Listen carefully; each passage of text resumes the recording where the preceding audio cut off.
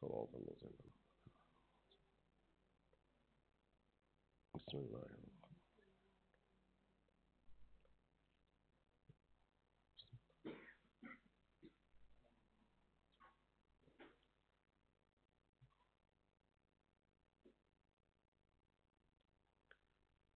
ما شاء الله لا حول ولا قوة إلا بالله العلي العظيم بسم الله الرحمن الرحيم الحمد لله على في توحده ودنا في تفرده وجل في سلطانه وعظم في أرقانه مجيدا لم يزل محمودا لا يزال بارئ المسموقات دائر المدهوات جبار الأرضين والسماوات سبوح قدوس رب الملائكة والروح طاووس الكبرياء والأمم الجبروت الرسول النبي المكي المدني العربي القرشي السراج المزي والكوكب الدري صاحب الوقار والسكينة المدفون بأرض المدينة عاني الرسول المسدد والمحمود الأحمد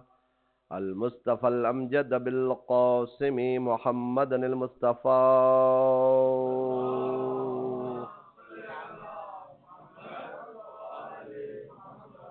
وعلى أهل بيته الطيبين الطاهرين المعصومين ولعنة الله على أعدائهم أجمعين من يومنا هذا إلى قيام يوم الدين أما بعد فقد قال حق سبحانه تعالى في كلام المجيد وهو أصدق القائلين وقال الحق بسم الله الرحمن الرحيم إنا أعطيناك الكوثر فصل لربك وانحر إن شانئك هو الأبتر الصلوات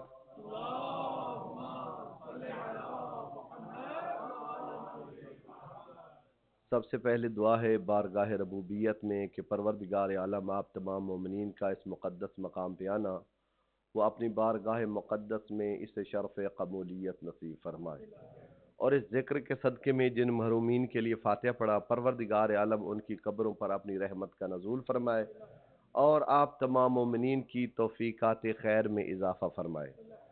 میرے معزز سامعین گرامی، خالق کائنات کی لا ریب بے عیب بے مثل بے مثال لا زوال با کمال مبین محقق مستحکم کتاب کی ایک سورہ پڑھنے کا شرف حاصل کیا جو ظاہراً تو مختصر ہے اور اس کی تفسیر کائنات میں آج تک مل جاتی۔ جب بھی کبھی دنیا میں کوئی سید زادہ آتا ہے تو سورہ کوثر کے جو موتی بکھرتے ہیں ہمیں ان کی خبر مل جاتی۔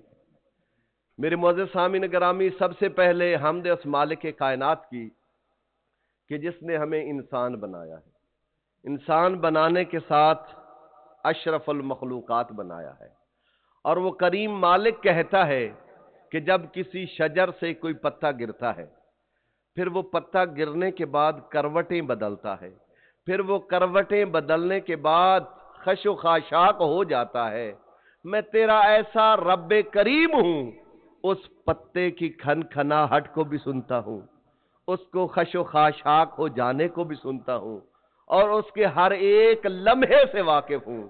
جب انسان کوئی بھی عمل کرتا ہے اگر رب کائنات شجر کے ایک پتے سے اتنا باخبر ہے تو جس انسان کے لیے کائنات بنائی اس سے کتنا باخبر ہو۔ میرے معزز سامعین گرامی، حمد ہے اس خالق کائنات کی کہ جس خالق کائنات نے کہا انسان میں ایسا سمیع ہوں کہ کائنات میں ہر شخص بیٹھ کر دعا مانگتا ہے، کوئی عربی میں مانگتا ہے، کوئی فارسی میں مانگتا ہے، کوئی پنجابی میں مانگتا ہے، کوئی انگلش میں مانگتا ہے، وہ ایسا سمیع ہے، وہ کہتا ہے ہزاروں نہیں، لاکھوں نہیں، کروڑوں اتنے انسان میری بارگاہ میں ہر لمحے دعا مانگتے ہیں، لیکن میری بارگاہ میں کسی بھی کی بھی دعا جو ہے وہ ڈگمگ نہیں ہے۔ کہا میں ہر ایک کی دعاؤں کو سنتا بھی ہوں اور جانتا بھی ہوں۔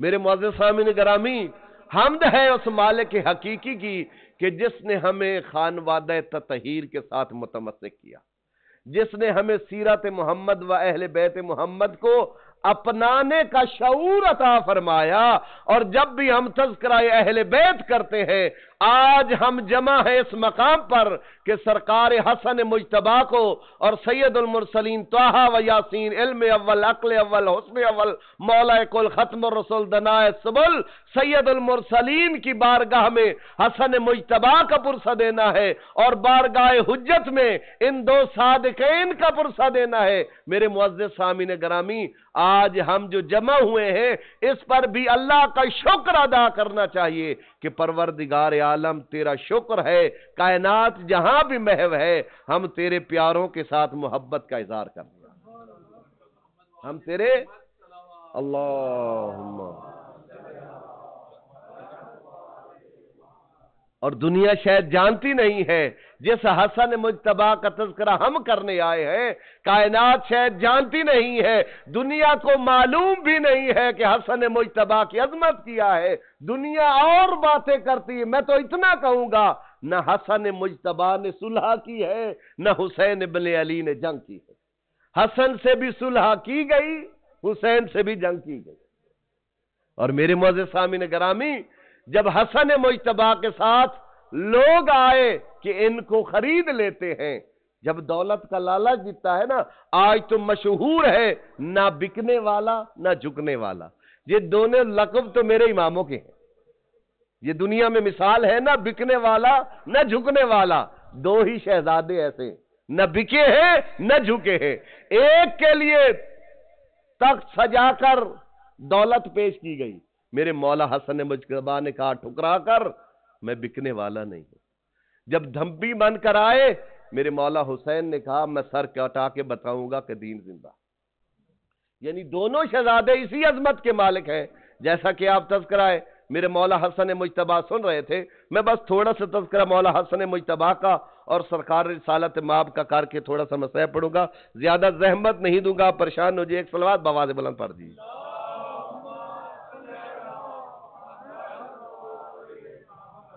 میرے مولا حسن مجتبی کو جب دربار میں بلایا گیا اور تخت پہ بیٹھ کے کہنے والے نے کہا کہ آج میں اتنی دولت دے دوں گا کہ حسن مجتبی کو معلوم ہو جائے گا کہ میرے پاس کتنا جاہ و جلال ہے۔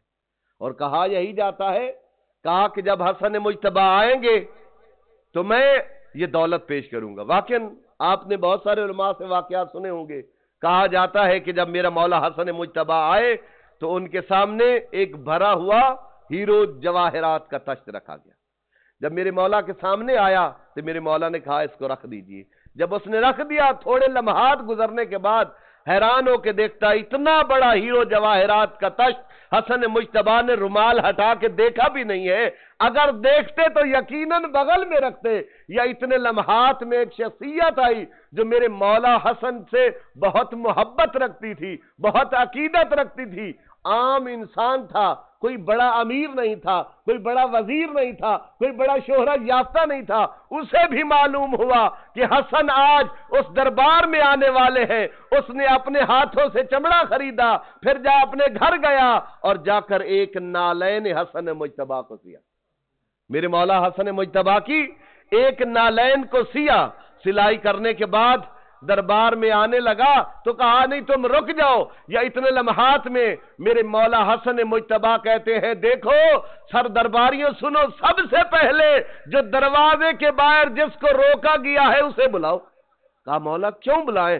کہا اس لیے وہ ہم سے محبت کرنے والا، وہ ہماری محبت کا دم بھرنے والا ہے، وہ محبت کا دعوے دار ہے، اس کو دربار میں بلاؤ۔ جب وہ دربار میں آئے، میرے مولا حسن مجتبی نے کہا کس لیے آئے ہو؟ کہا ہے علی ابن ابی طالب چلا، اے رسول کے بیٹے میں بھی تمہارے لیے کوئی گفٹ لایا ہوں، میں بھی تمہارے لیے کوئی ہدیہ لایا ہوں۔ تو میرے مولا نے فرمایا ذرا اپنا ہدیہ دکھا تو صحیح۔ ادھر ہیرو جواہرات سے بھرا ہوا تشت، ادھر اس نے اپنی بغل سے ایک جوتا نکالا۔ میرے مولا نے فرمایا اپنے ہاتھوں سے پہنا دیجئے۔ بھرے دربار میں میرے مولا حسن مجتبی نے اس کا جوتا پہنا اور پہننے کے بعد جو کھڑے ہوئے اتنے لوگ تھے ان کے سامنے ہی ان کے نوکر سے کہا یہ جو بھرا ہوا تشت مجھے دیا گیا ہے اس کو عطا کر دیجیے۔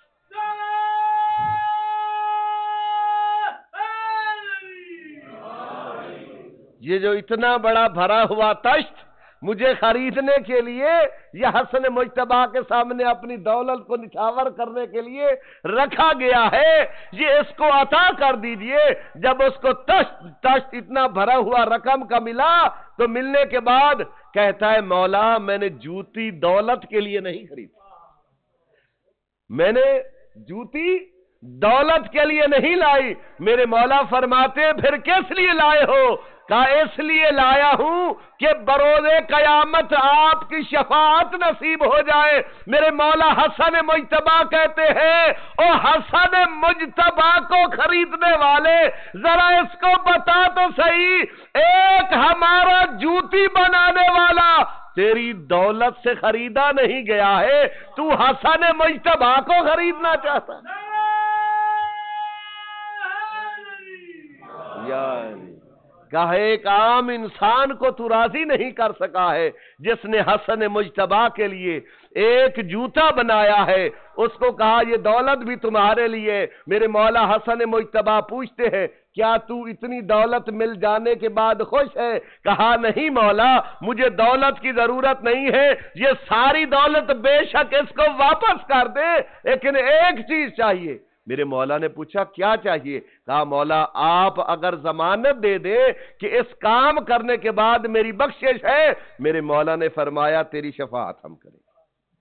چونکہ جب چھٹے امام سے پوچھا گیا کہ اے مولا شفاعت تو آپ کریں گے، میرے مولا نے فرمایا اگر کوئی شخص جو ہم سے محبت رکھتا ہے 3 چیزوں کو نہ مانتا ہو تو وہ شیعت نہیں ہے، وہ ہمارے شیعوں میں سے نہیں ہے، پریشان تو نہیں ہو گئے؟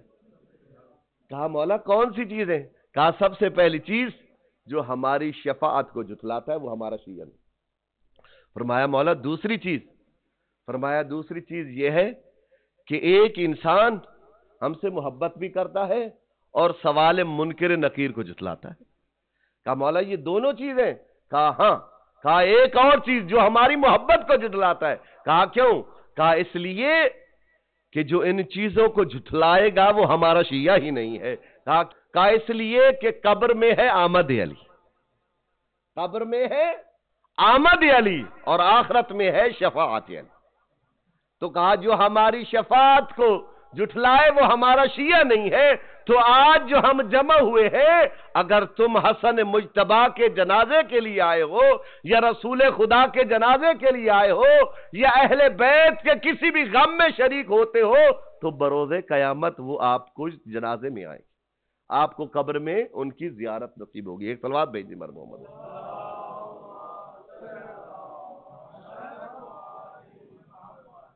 تو بروز قیامت ہمیں بھی شفاعت اہل بیت نصیب ہوگی۔ تو میرے معزز سامعین گرامی چاہے حسن مجتبی ہوں یا حسین ابن علی ہوں، یہ دونوں شہزادے ایسے ہیں کہ جن کے لیے پیغمبر اسلام نے جب بھی کوئی حدیث کہی ہے تو دونوں کے لیے کہی ہے۔ کبھی کہا الحسن والحسین سید شباب اہل الجنہ، یہ حسن اور حسین دونوں شہزادے جوانان جنت کے سردار ہیں۔ وَأَبُوهُمَا خَيْرٌ مِّنْهُمَا، اور ان کے باپ ان سے بھی افضل ہیں۔ کبھی کہا کہ الحسن والحسین ریحانتیہا، حسن اور حسین یہ دونوں میری خوشبو ہے۔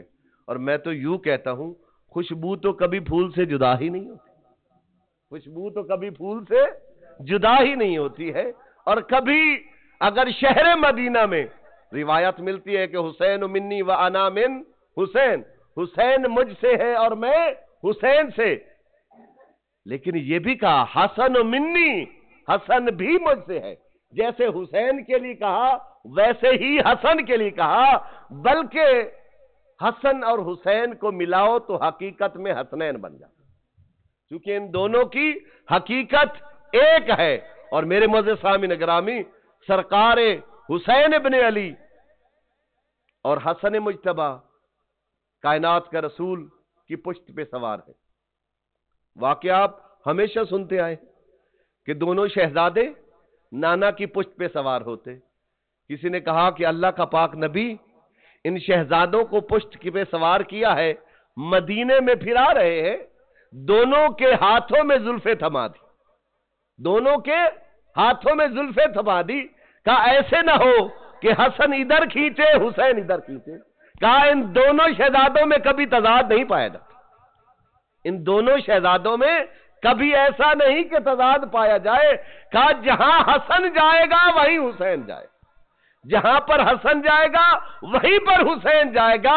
या किसी की निगाह पड़ी तो उसने कहा अल्लाह का पाक नबी को देखा और देखने के बाद कहने लगा कितनी हंसी सवारी मिली है, कितनी हंसी सवारी मिली है। कायनात के रसूल ने खामोशी नहीं इख्तियार की, चूंकि हसन और हुसैन की अजमत थी।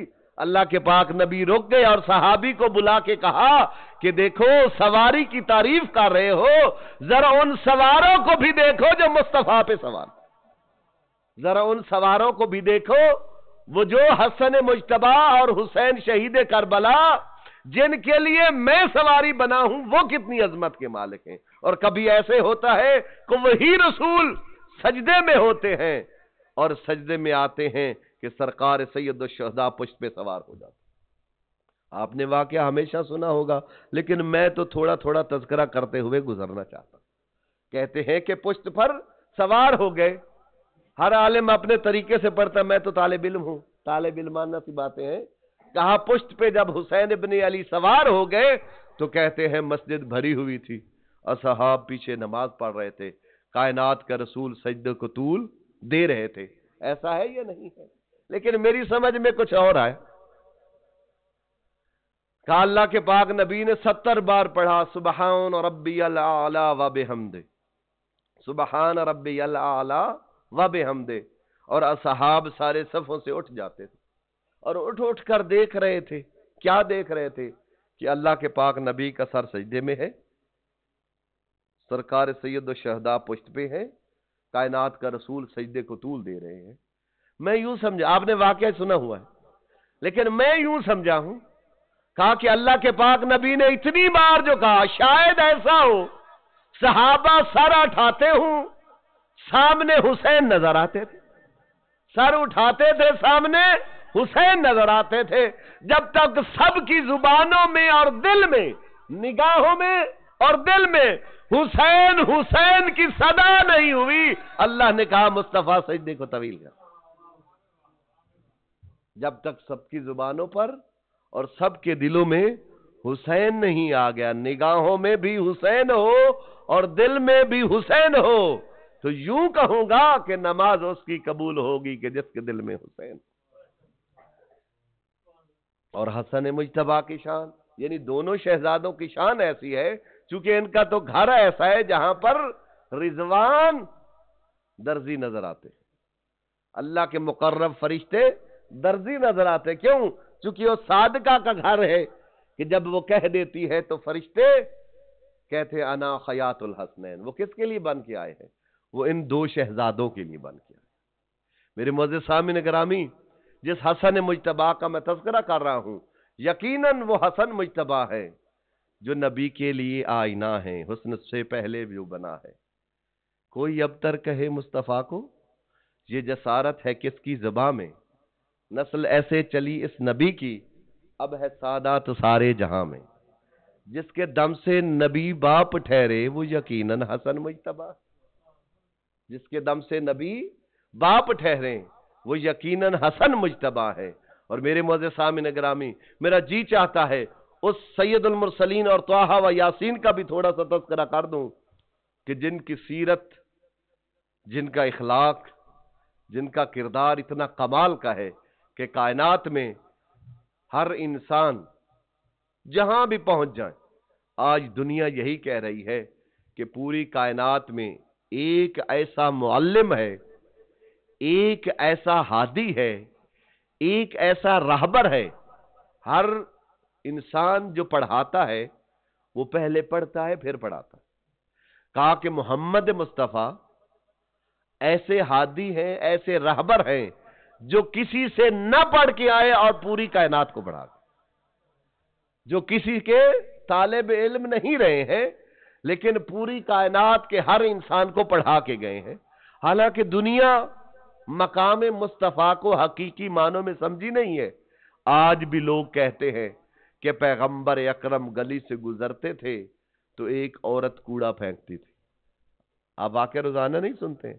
واقعات وہی ہیں، میں سمجھاتا تھوڑا ڈیفرنٹ ہوں. پوری کائنات کہتی ہے کہ اللہ کا پاک نبی سید المرسلین طٰہٰ و یاسین زہرا کا بابا حسنین کا نانا گلی سے گزرتے تھے، ایک عورت کوڑا پھینکتی تھی. یہ سب نے لکھا ہے، لیکن یہ کسی نے نہیں لکھا جب کوڑا پھینکتی تھی کیا مصطفیٰ پہ گرتا بھی تھا یا نہیں؟ کیا مصطفیٰ پہ گرتا بھی تھا کوڑا یا نہیں؟ کیوں نہیں گرتا تھا؟ اس لیے کہ جس کو قرآن کہے انما یرید اللہ لیذھب عنکم الرجس اہل البیت ویطہرکم تطہیرا، اس کے اوپر غلاظت کیسے جا سکتی؟ صلوات بھیجے بر محمد.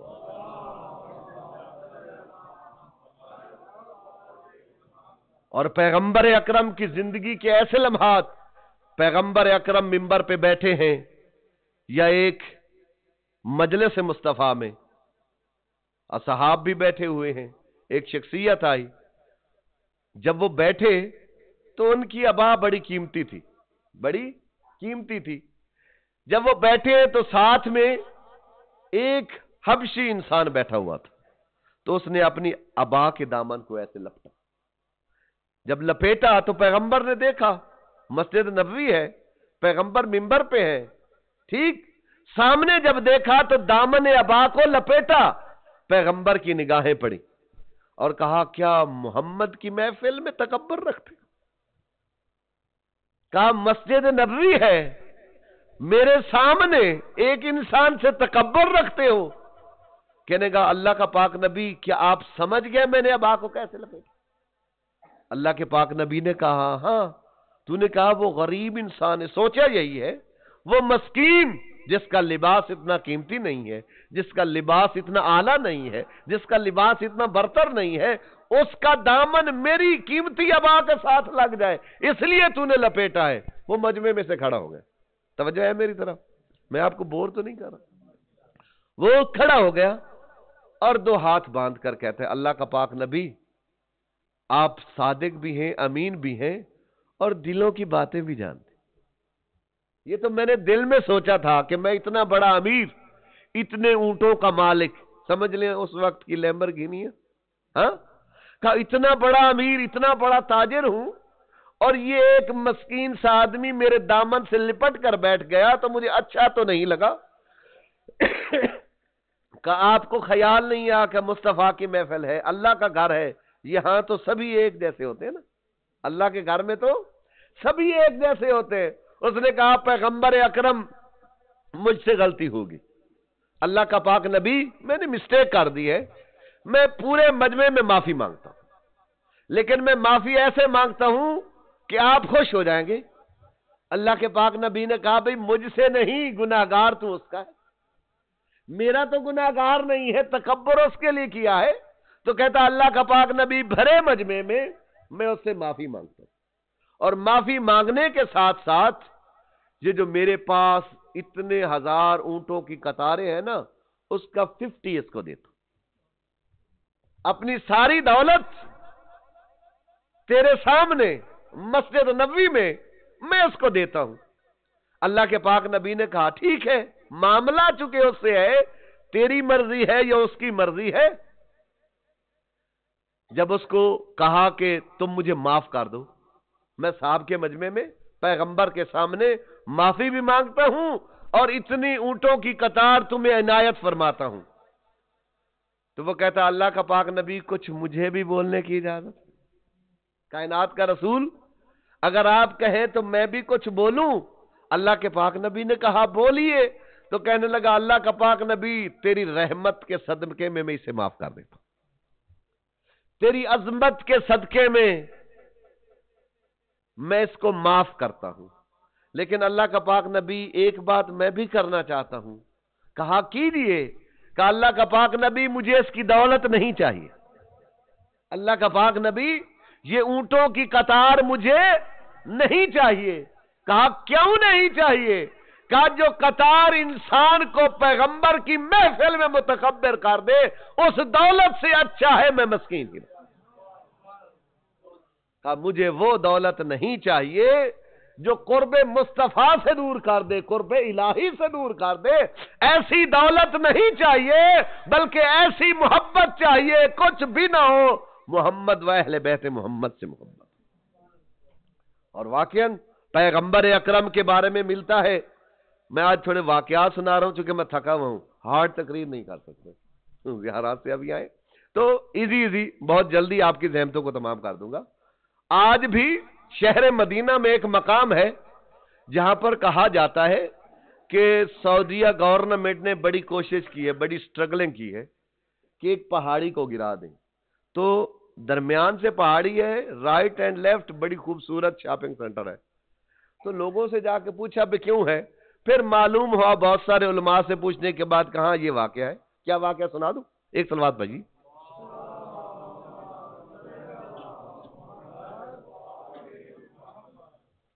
کہا پیغمبر اکرم شہر مدینہ سے باہر گئے.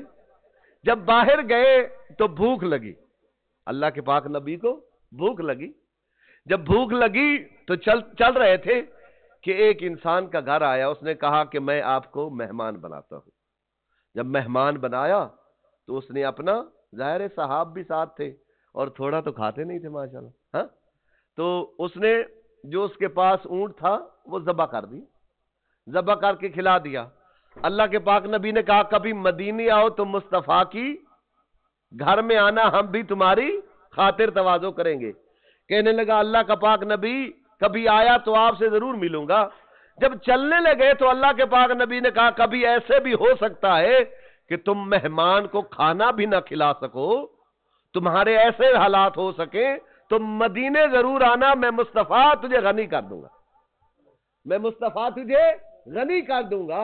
اللہ کے پاک نبی نے بڑے بڑوں کو غنی کیا ہے، کہا تجھے بھی غنی کر دیں گے، یہ نہیں تمہارے پاس دولت آ جائے گی.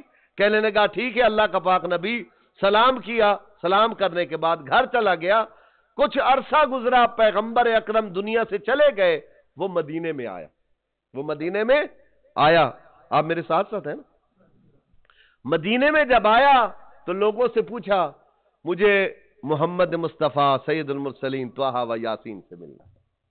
لوگوں نے بتایا اللہ کا پاک نبی تو دنیا سے چلے گئے ہیں. جب جانے لگے تو کسی نے امام حسن مجتبیٰ کو بتایا، کہا کہ پیغمبر کا کوئی مہمان آیا. کہا میں جو پیغمبر کا جانشین ہوں، ہمارے پاس لے کے آئیے.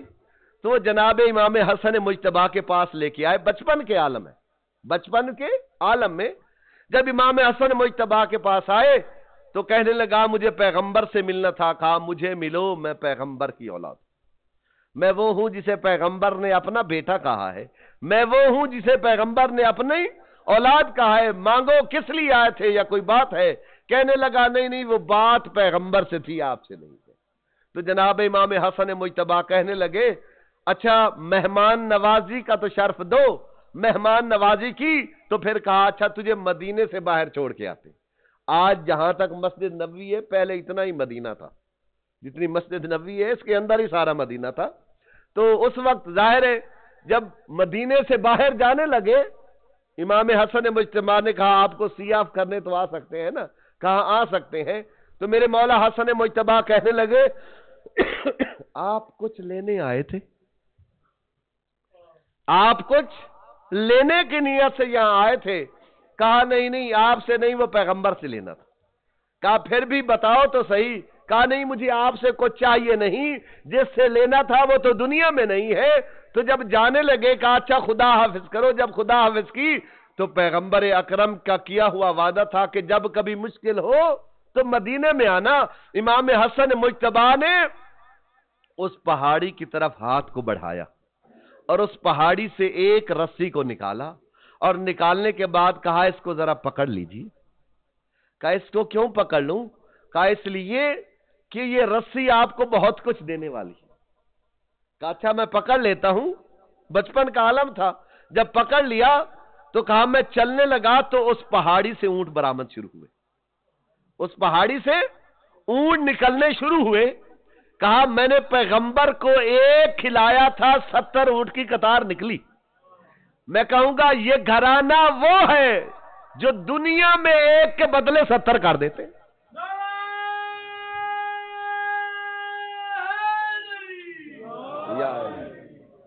کہا چونکہ میرے نانا نے کہا تھا جب کبھی مشکل ہو تو ہمارے گھر پہ آنا، تو ہم بھی دعا کرتے ہیں مولا آپ تمام کی مشکلیں اس خاندان کے ذریعے دور فرمائے، اور جو بیمار مالک انہیں شفا نصیب فرمائے.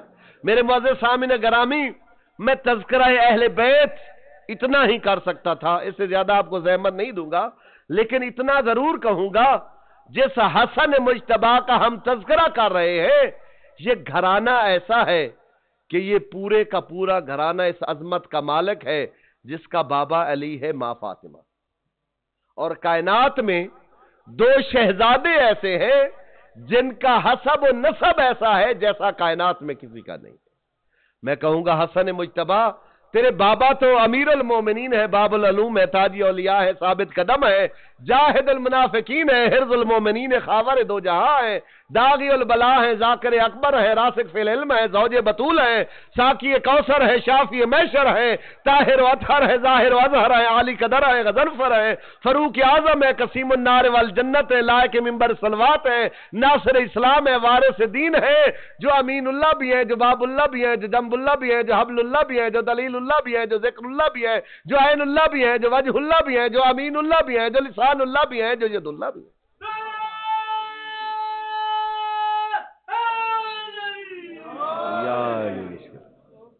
تیرے بابا تو اس عظمت کے مالک ہیں، ہم آپ کی شان کیسے بیان کریں؟ میرا مولا حسن مجتبی روایت فرماتے ہیں، کہا میرا بابا جتنی عظمت کا مالک ہے، لیکن میرا بابا تو وہ ہے کہ جس کے لیے پیغمبر اکرم مسجد نبوی میں بیٹھے ہوئے ہیں. آخری واقعہ اور آپ کی زحمت تمام، مسجد نبوی میں سید المرسلین بیٹھے ہوئے ہیں کہ اتنے میں ایک دروازہ کھلا اور ایک شخص آ کے کہتا اللہ کا پاک نبی، یہ دعا بتا رہا ہوں، اللہ کا پاک نبی میں بہت پریشان ہوں، بہت مشکل میں ہوں، اللہ کا پاک نبی میری مشکل کشائی کیجیے. کائنات کے رسول نے دعا کے ہاتھ بلند کیے، دعا کے ہاتھ بلند کیے اور کہنے لگے اللہم ارحم علی فلاں ابن فلاں بحق علی ابن ابی طالب. پروردگار عالم تجھے علی کے حق کا واسطہ اس کی مشکل کشائی کر، اس کی پریشانی کو دور فرما. ادھر پیغمبر نے دعا مانگی، وہ بندہ گھر گیا، پھر پلٹ گیا، کہنے لگا اللہ کا پاک نبی ادھر آپ نے دعا مانگی، ادھر میری مشکل کشائی ہوگی. اچھا صاحب نے سمجھا پیغمبر دعا کر دیں تو قبول ہو جاتی. سب لوگ آگے دعا مانگنے کے لیے روزانہ آ جاتے، اللہ کا پاک نبی میرے لیے دعا کیجئے، اللہ کا پاک نبی میرے لیے دعا کیجئے. اب 2-3 دن ریگولر کہنے لگے، پیغمبر دعا کے لیے ہاتھ اٹھاتے اور کہہ دیتے اللہم ارحم علی فلاں ابن فلاں بحق علی ابن ابی طالب. تو سوچنے لگے پیغمبر 2-3 دن سے ہیٹرک ہو گئی، جب بھی دعا مانگتے ہیں تو علی کے حق کا واسطہ دے دیتے ہیں، ایسے ہو سکتا ہے ہماری بھی باری آ جائے گی. ایک دن ایسے ہوا کہ علی ابن ابی طالب آئے، آ کر کہنے لگے اللہ کا پاک نبی آج علی کے لیے دعا مانگ. اللہ کا پاک نبی آج مجھ علی ابن ابی طالب کے لیے دعا مانگ دیجئے.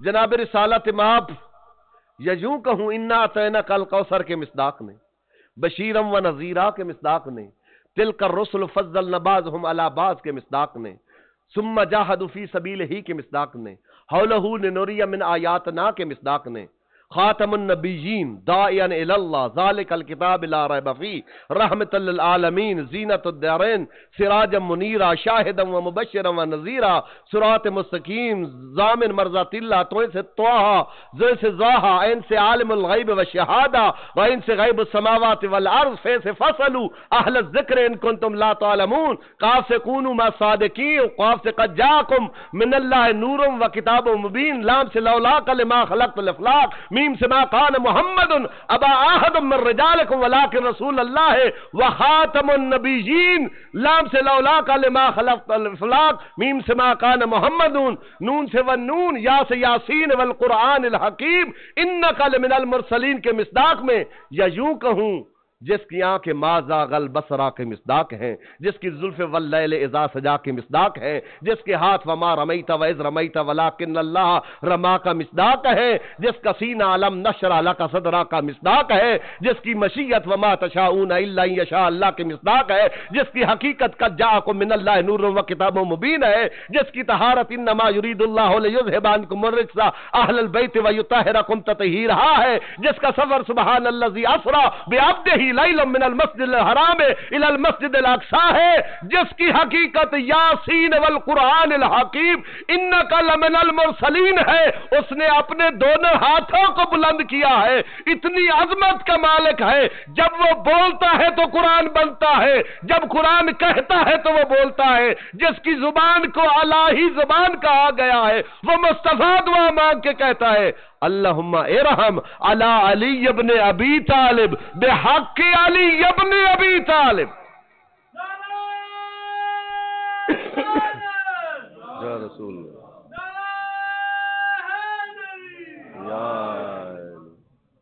कहा परवरदिगार आलम तुझे अली के हक का वास्ता, अली की मुश्किल कुशाई कर। अब असहाब में से एक शख्सियत खड़ी हुई, उन्होंने कहा अल्लाह का पाक नबी थोड़े इस कंफ्यूजन को दूर कर दीजिए, थोड़े इस मुश्किल को हमारी को भी हल कर दीजिए। कहा कौन सी मुश्किल है? कहा अल्लाह का पाक नबी कोई आए अली का वास्ता, फिर कोई आए अली का वास्ता, फिर कोई आए अली का वास्ता, फिर अली आ जाए अली का वास्ता। पैगंबर फरमाते हैं अरे जाहिल, जब मैं मोहम्मद मुस्तफा ताहा व यासीन सैयदुल मुरसलीन रहमतुल लिल आलमीन हसनैन का नाना दुआ मांगता हूं तो कहता हूं अल्लाहुम्मा इरहम अला मोहम्मद मुस्तफा बिहक़ अली इब्न अबी तालिब, परवरदिगार आलम तुझे अली के हक का वास्ता मुस्तफा की मुश्किल कुशाई। सलवात भेजे पर मोहम्मद।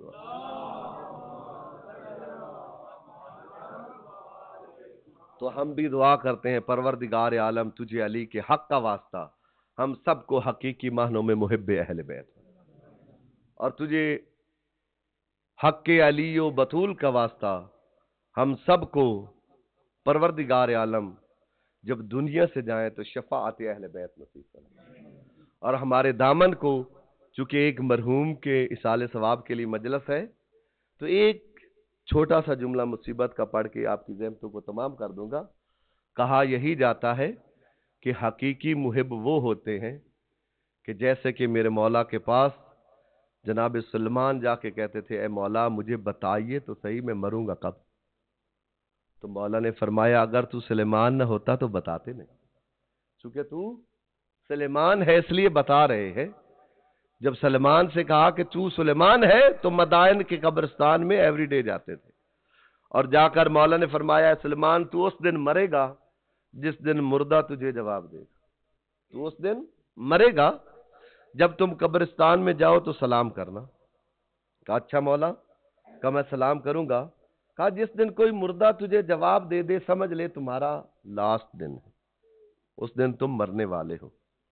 कहा यही जाता है जनाब सलेमान मदाइन के कब्रिस्तान में गए, एक कब्र पर सदा दी अस्सलामु अलैका या अहलल कुबूर, तो एक कब्र से जवाब आई वा अलैकुम अस्सलाम या सलेमान। जनाब सलेमान रुक गए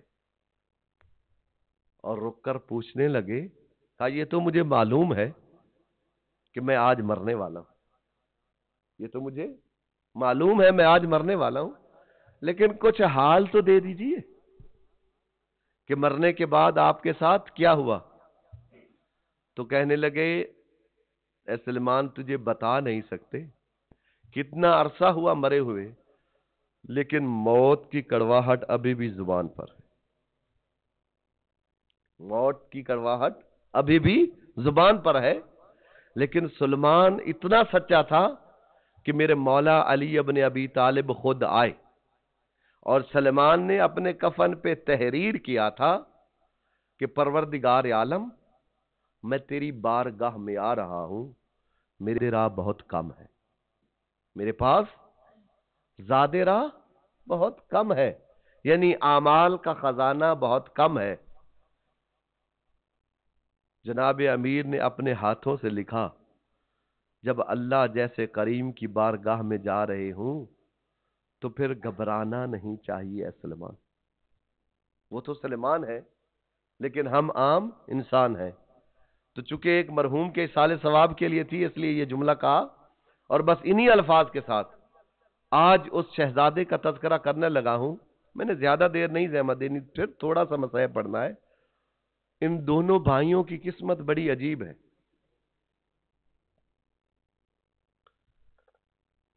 ایک کے جنازے پہ تیر تھے، دوسرے کا تیروں پہ جنازہ تھا۔ اب یکم محرم سے لے کر آج تک مظلوم کربلا کو پرسہ دے رہے ہیں۔ میری دعا ہے پروردگار عالم آپ کا پرسہ قبول کرے، لیکن میں ایک ریکویسٹ کروں گا، میں چاہتا ہوں جیسے ہم سید الشہداء کو پرسہ دیتے ہیں ایسے حسن مجتبیٰ کو بھی پرسہ دینا چاہیے۔ ایسے اس مولا کو بھی پرسہ دینا چاہیے جو مسموم نہیں مسحوم ہے، جسے ایک بار نہیں، دو بار نہیں، کئی بار زہر ملا ہے۔ میرے مولا حسن مجتبیٰ کو ایک بار نہیں، دو بار نہیں، کئی بار زہر ملا ہے، اور کہا جاتا ہے جب بھی زہر ملتا تھا میرے مولا بچ جاتے تھے، لیکن جب ان کو معلوم ہوا، میرے مولا علی ابن ابی طالب نے کہا کہ اے عباس، تو نے حسن مجتبیٰ کا پہرا دینا، کہ میرے حسن کو اتنی بار زہر مل چکا ہے، اب تو نے میرے حسن مجتبیٰ کا پہرا دینا ہے۔ روایات بتاتی ہیں میرے مولا پہرا دے رہے تھے۔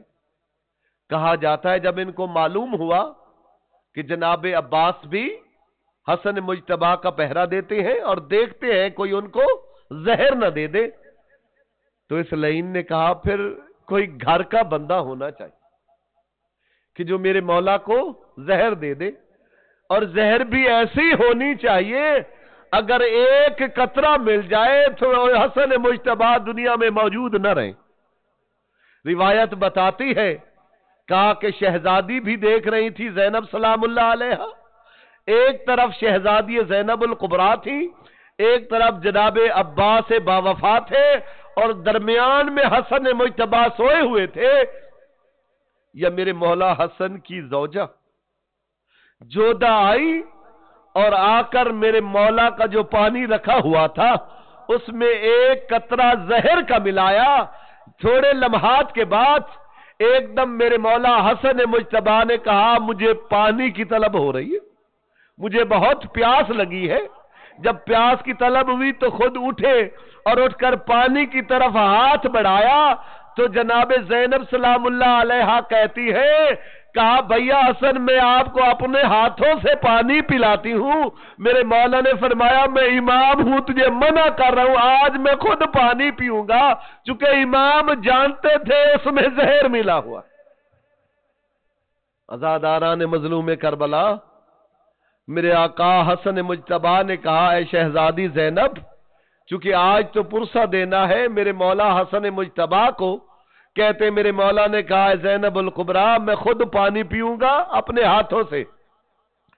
میرے مولا امام حسن مجتبیٰ نے جب پانی کو دیکھا اس پانی میں زہر ملا ہوا تھا، بس پڑھا بسم اللہ الرحمن الرحیم انا للہ و انا الیہ راجعون۔ میرے مولا حسن مجتبیٰ نے پانی پیا، بس ایک گھونٹ پانی کا جانا تھا، چونکہ اس میں زہر اتنا ملا ہوا تھا میرے مولا کے جگر کے ٹکڑے باہر آنے لگے، یا ادھر سے باب الحوائج اٹھے، ادھر سے زینب الکبریٰ آئی۔ میرے مولا حسن مجتبیٰ کہنے لگے اے بہن زینب، میں اسی لیے کہہ رہا تھا اگر تیرے ہاتھوں سے پانی میں پیتا، چونکہ پانی میں زہر ملا ہوا تھا، ساری زندگی تو افسوس کرتی میرے ہاتھوں سے حسن مجتبیٰ کو اسی پانی سے جس میں زہر ملا ہوا میں نے پلایا ہے۔ عزاداران مظلوم کربلا، بس ادھر زہر نے اتنی شدت کی تھی کہ میرے مولا حسن مجتبی کے جگر کے ٹکڑے باہر آنے لگے، یا ایک دم کہنے لگے، کہا کہ میرے بھیا حسین ابن علی نے جب کربلا میں جانا ہے تو میں چاہتا ہوں میرے قاسم کو بلایا جائے۔ جب شہزادہ قاسم آئے، کہا اے قاسم کی ماں، میرے بیٹے کے گلے میں یہ تعویذ باندھ دینا، جب کربلا کو 10 محرم آئے گی تو مجھ حسن کی نشانی قاسم بھی کربلا کے میدان میں جائیں گے، جب شہادت دیں گے تو میرے بھیا حسین کو اپنے بھائی حسن کی کمی محسوس نہیں ہوگی۔ اجرکم اللہ آزاداران مظلوم کربلا، روایت بتاتی ہے میرے آقا حسن مجتبی کو زہر مل گئی، انا للہ و انا الیہ راجعون، میرے آقا کا انتقال ہو، شہادت ہو گئی۔ جب میرے آقا حسن مجتبی کو غسل بھی ملا، کفن بھی ملا، میں کہوں گا اے میرے مولا حسن مجتبی، تو حسن امیر ہے، میرا حسین اتنا غریب تھا جس کو نہ کفن ملا، نہ جس کا لاشا دفن ہوا، ارے کربلا کی ریت کا کفن ملا، ارے میرے مولا کے لاشے پہ گھوڑے دوڑ گئے، ارے دائیں کے گھوڑے بائیں اور بائیں کے گھوڑے دائیں دوڑ گئے، اور بی بی زینب پوچھتی تھی اور کوئی تو ہوگا جو میرے حسین کو دفن کرے گا۔ عزاداران مظلوم کربلا، آپ تو جانتے ہیں آج بھی جنت البقیع اس بات کی گواہ ہے کہ میرے مولا حسن کی قبر آج بھی دھوپ پہ ہے، کوئی مزار نہیں بنا ہوا ہے، نہ زہرا کی مزار بنی، نہ حسن مجتبی کی بنی، نہ امام جعفر صادق کی بنی، نہ شام کے مسافر محمد باقر کی بنی۔ روایت بتاتی ہے کہا میرے بھائی حسن کو رسول کے پہلو میں دفن کر دو۔ روایت بتاتی ہے جب جنازہ لے کر چلے، ارے ادھر سے تیروں کی بارش ہو گئی، ارے اتنے تیر برسے حسن مجتبی کے جنازے پر، کہا میرے مولا کا جنازہ واپس لائیے۔ الا لعنت اللہ علی القوم الظالمین وسيعلم الذين ظلموا أي منقلب